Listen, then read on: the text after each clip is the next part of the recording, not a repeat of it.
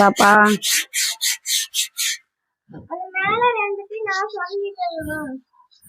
நீங்க சொன்னது கொஞ்சம் சரியில்லை பாப்பா, அதனாலதான் திரும்ப நான் சுரண்டி விட்டேன். இப்போ நாங்கள் என்னம்மா பண்ண போகிறோம், இதுக்கு இப்போ வந்து பெயிண்ட் அடிக்க போகிறோம். இந்த கேட்டு வந்து போன டைம் வந்திருந்தப்ப நாங்களே சுரண்டி இந்த துருவெல்லாம் சுரண்டி பெயிண்ட் அடிச்சு விட்டோம். என் பசங்கள்லாம் அந்த துருவை சுரண்டி கொடுத்தாங்க. நானும் என் வீட்டுக்காரங்களும் பெயிண்ட் அடித்தோம். அந்த சைடு நான் அடித்தேன், இந்த சைடு வந்து எங்கள் வீட்டுக்காரங்க அடித்தாங்க. அதே போல் இந்த காம்பவுண்ட் இருக்குல்ல, இந்த காம்பவுண்ட் அந்த கடைசியில இருந்து அந்த கடைசி வரைக்குமே இப்போ சுண்ணாம்பு அடித்தது நாங்கள் தான். அந்த காம்பவுண்டு வச்சு 3 வருஷம் ஆகுது. காம்பவுண்டு வச்ச உடனே என்ன பண்ணிட்டோம், சுண்ணாம்பை வாங்கி கலந்து நானே அடிச்சு, இவங்க ஆள் தேடிட்டு இருந்தாங்க. உங்க அப்பா இருங்க நம்மளே அடிச்சிருவோன்னு சொல்லிட்டு ஆள் தேடணும், நாளைக்குன்னு இருந்தாங்க. அதனால என்ன பண்ணிட்டோம், நாங்களே சுண்ணாம்பை வாங்கி கலந்து எப்படி அடிக்கணும்னு கேட்டு கலந்து அந்த கடைசில இருந்து இந்த கடைசி வரையும் ஒரு கட்டைனா ஒரு கட்டை அவங்க அப்பாவோ அப்படின்னு மாற்றி 2 நாள் ஆச்சு அடிக்கிறதுக்கு. இந்த சைடு ஒரு நாள், அவங்க கிட்ட சாவி வாங்கி அந்த சைடு ஒரு நாள் இதை நாங்களே அடிச்சுக்கிட்டோம். கையெடுப்பா.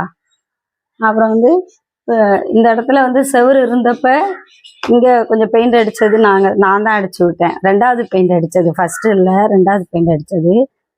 அதே போல இந்த செவுரு பாருங்க, இந்த செவுரு பெயிண்ட் அடிச்சதும் நான் தான்.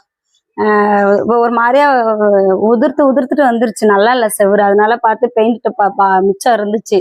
அதனால 8:30 வரையும் அந்த 8:30 வரையும் அடிச்சு விட்டுட்டேன். அதுக்கப்புறம் பேலன்ஸ் கிடக்கு. இந்த ரோஜா செடி இருக்கே, இதுக்கு பின்னாடி ஒரு பெரிய கதையே இருக்குது, அது நமக்கு தேவையில்லை. இதை நான் அந்த ரோஜா செடியை பிச்சு போட்டேன். எங்கள் வீட்டுக்காரங்க ஒரே ஒரு காம்பளவு தான் எடுத்து அந்த மண்ணில் ஊனி வச்சாங்க. அது என்னன்னா இவ்வளோ பெருசாக வளர்ந்து அதில் ஒரு பூவும் வந்துருச்சு. இது வளரும்னு நான் நினைக்கவே இல்லை, ஆனால் ஒரு பூவும் வச்சிருச்சு. சரி நம்ம இப்படியே பேசிக்கிட்டே இருந்தோம்னா பெயிண்ட் அடிக்கிற இடத்துல வெயில் வந்துடும், அதுக்கப்புறம் அந்த இடத்துல நின்று பெயிண்டே அடிக்க முடியாது, அப்புறம் ஈவினிங் ஆகிடும் அப்படின்னு சொல்லிட்டு பெயிண்டை ஊற்றி அதில் கொஞ்சம் தின்னரை ஊற்றி எனக்கு தெரிஞ்ச அளவுக்கு, ரொம்பலாம் தெரியல, தெரிஞ்ச அளவுக்கு கலந்து எடுத்துகிட்டு போய் பெயிண்ட் அடிக்க ஆரம்பிச்சிட்டேன். பெயிண்ட் அடிச்சுக்கிட்டே இருக்கும்போது எங்கள் வீட்டுக்காரங்க போய் டிஃபன் வாங்கிட்டு வந்துட்டாங்க. சரி நான் அதை சாப்பிட்டுட்டு அதுக்கப்புறம் 2 பேருமே சேர்ந்து பெயிண்ட் அடிக்க ஆரம்பிச்சிட்டோம். என் வீட்டில் இன்றைக்கி டிஃபன் செய்யலைன்னா சிலிண்டர் காலி ஆகிடுச்சு. போன டைமே பார்த்து தான் விறகு அடுப்பில் செஞ்சேன். போன டைமே காலி ஆகிடுச்சு, புக் பண்ணியிருந்தோம். அது என்னென்னா இப்போ எடுத்துகிட்டு வரேன், சாயந்தரம் எடுத்து வரேன், காலையில் எடுத்து வரேன்னு மாற்றி சொல்லிக்கிட்டே இருந்தாங்க. அது கடைசி வரையும் எடுத்துகிட்டே வர மாட்டாங்க பேருக்கு, நீங்கள் போய் எடுத்துகிட்டு வாங்கன்னு சொல்லிட்டு அவங்க போய் சிலிண்டர் எடுத்துகிட்டு வரத்துக்குள்ளே நான் பாதி தான் அடித்து முடிச்சிட்டேன்.